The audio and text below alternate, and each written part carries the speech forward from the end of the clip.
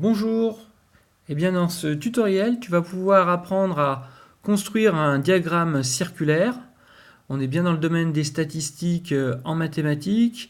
Et notamment, il faut avant tout déterminer des angles en degrés, des angles qui sont liés bien sûr aux fréquences et proportionnels au pourcentage ici d'une dépense.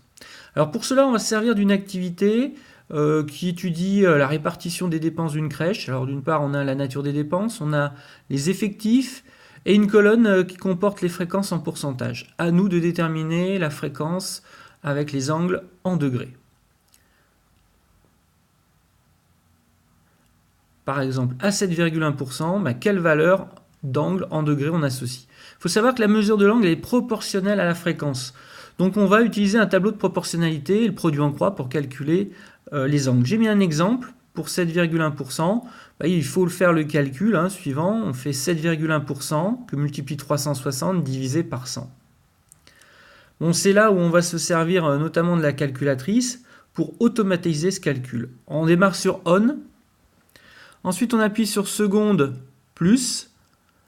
On choisit l'option 4, effacer toutes les listes.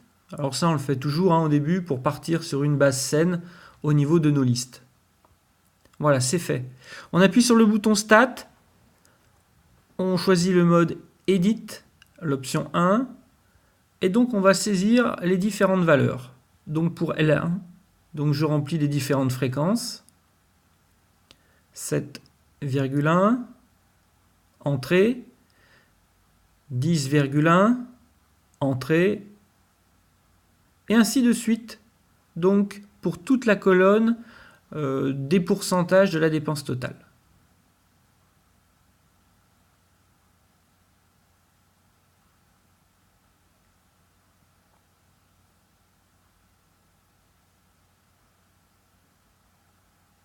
Voilà.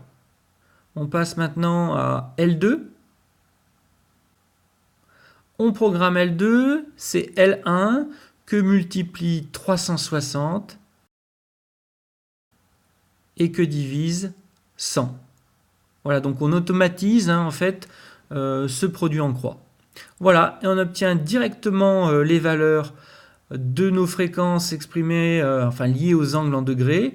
On n'a plus qu'à compléter notre tableau. Alors on arrondit. Alors au niveau de la précision, on peut arrondir à l'unité, donc 26 degrés, 36 degrés, 5 degrés, 6, 278, 9, et bien sûr pour la valeur 0 un peu particulière, 0 degrés. Alors il faut bien vérifier qu'à la fin, on obtient bien 360 degrés lorsqu'on fait la somme de tous nos angles. Alors il faut être vigilant, bien sûr, sur les arrondis que l'on mène. Alors ici, une fois qu'on a ces valeurs, on n'a plus qu'à les reporter sur notre cercle rapporteur. Alors on part de 0 et puis on reporte 26, 36, dans cet ordre, mais ça peut être aussi un autre. Voilà, à très bientôt!